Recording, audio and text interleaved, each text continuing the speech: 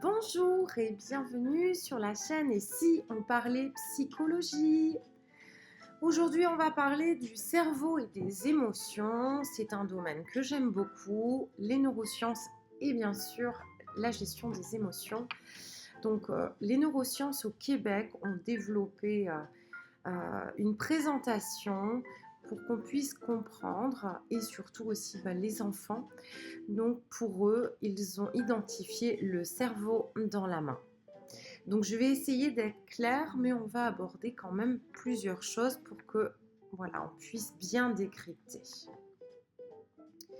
Donc la connexion, elle est essentielle entre les émotions et le cerveau. D'accord? On sait bien que les émotions, elles vont influencer le fonctionnement du cerveau. Donc, pour visualiser un petit peu plus, vous voyez cette image où on va pouvoir décrypter un petit peu. On a le cortex préfrontal qu'on a déjà vu sur la vidéo, notamment des addictions, sur les jeux vidéo, sur les écrans. Donc n'hésitez pas à les revisionner parce qu'il y a aussi des images d'IRM. Là, c'est plus sous forme de schéma, mais bon, ça visualise assez bien le fonctionnement de notre cerveau. Donc l'impact structurel du trauma, eh bien, ça entraîne des modifications structurelles. Et le fonctionnement du cerveau va être différent puisque avec une émotion, on va avoir des zones qui vont être plutôt touchées, comme l'amygdale en blanc et l'hippocampe en vert. Ils sont tout petits et pourtant, c'est ce qui vient réguler les émotions et qui influence aussi notre mémoire. Vous voyez? Donc des troubles comme le TSPT, on en a déjà parlé, le trouble stress post-traumatique, eh bien quand il est développé, parce que ça peut être une conséquence d'un trauma ou de plusieurs traumas, eh bien la santé mentale va être affectée. Le rôle des émotions, eh bien, c'est central dans notre vie. On ne peut pas les renier, on en a et c'est comme ça. Et elles sont là parce qu'elles ont du sens. Mais elles vont quand même influencer les comportements et les décisions. Parce que nos interactions avec le monde extérieur ou les autres humains, ou même les animaux, va être influencée par nos émotions.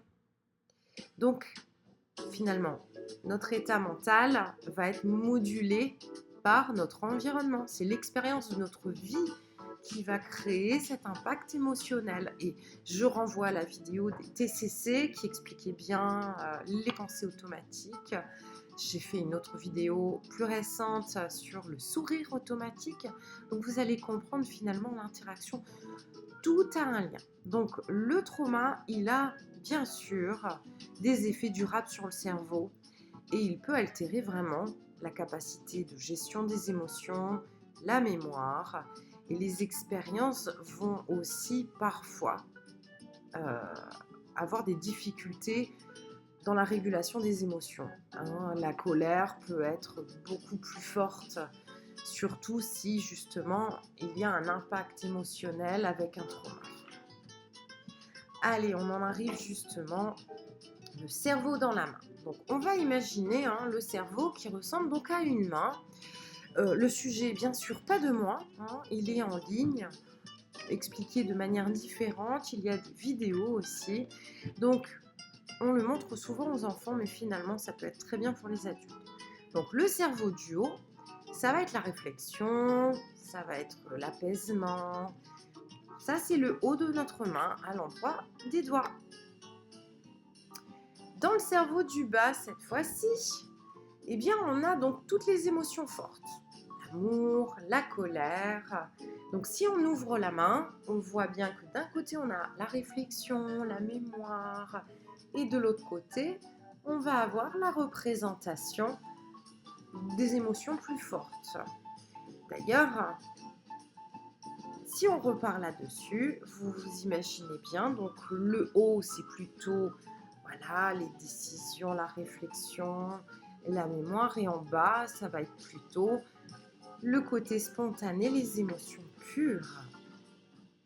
Donc, le haut et le bas. Donc quand on a une émotion forte, on a tendance bien sûr à fermer le poing. Et le poing, vous voyez, comme ça. Donc quand on cherche à se bagarrer, malgré tout, c'est un réflexe, ce qui est pourtant comparable au cerveau. Et en fait, il faut essayer d'ouvrir sa main, comme si on ouvrait notre cerveau à nouveau, parce que le cerveau du haut et le cerveau du bas ne se touchent plus. Là, ils se touchent. Et donc, on a envie de frapper. On a envie d'avoir une émotion très forte. Alors, on ouvre sa main, on se concentre sur la main. Et on va refermer doucement, mais sur notre pouce. Et vous voyez, ça fait vraiment penser au cerveau. Et là, le cerveau du haut vient canaliser les émotions du cerveau du bas. Et on aide ainsi les enfants à se calmer. Donc, le cerveau du haut, le cerveau du bas, là, le cerveau dans la main, eh bien, vous pouvez, lorsque les émotions sont trop difficiles à gérer, vous pouvez très bien visualiser votre cerveau et vous dire, je reprends le contrôle de mes émotions. Donc, je suis en colère. Non, on ne frappe pas, on ne va pas se faire mal, on ne va pas casser un mur. Eh bien, hop, on va ouvrir la main. On va ouvrir la main pour ne plus avoir de lien entre l'émotion forte et laisser la réflexion revenir. Et on va fermer doucement pour reprendre le contrôle. Et ça peut permettre, en cas de difficulté émotionnelle, de se détacher quelques instants de l'émotion forte.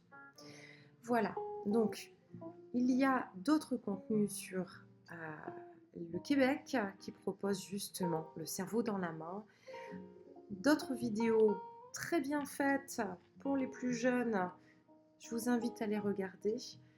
Et sinon, on se retrouve sur un prochain sujet abordé sur la chaîne. Je vous dis à très bientôt.